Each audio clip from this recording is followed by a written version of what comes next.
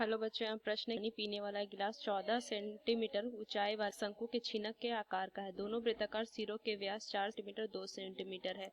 तो इस गिलास की धारिता ज्ञात है, जहाँ पे पाई का मान 22/7 लेना है। तो इस प्रश्न का अगर मैं मुख्य अवधारणा लिखूं तो देखिए, अगर मैं यहाँ से जो ग्लास है वो क्या है, शंकु के छिनक के आकार का है।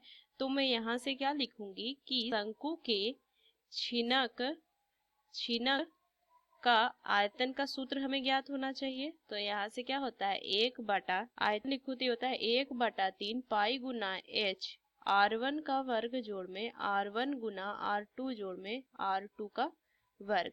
तो चलिए इस प्रश्न को हल करते हैं। तो इस चित्र में अगर मैं देखूं तो इसको हम मान लेते हैं r1 और इसको मान लेते हैं हम r2। तो यहाँ से हमें क्या दिया हुआ है कि, और इसकी ऊंचाई है वो h जो है वो दी हुई है, ये ऊंचाई जो है ये दी है 14 सेंटीमीटर। तो h का जो मान है ये 14 सेंटीमीटर है।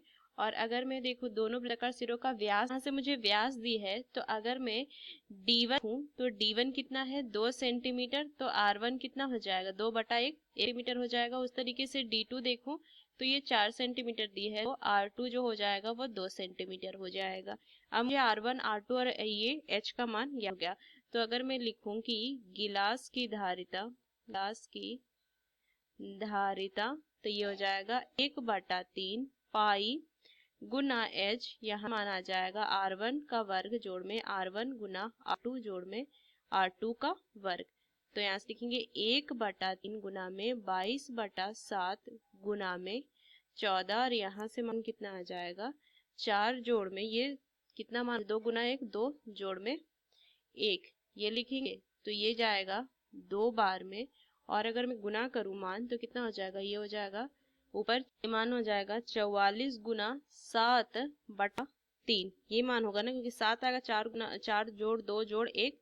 तो अगर मैं हल करूँ तो मान कितना हो जाएगा 308/3। तो ये दशमलव में मान आएगा।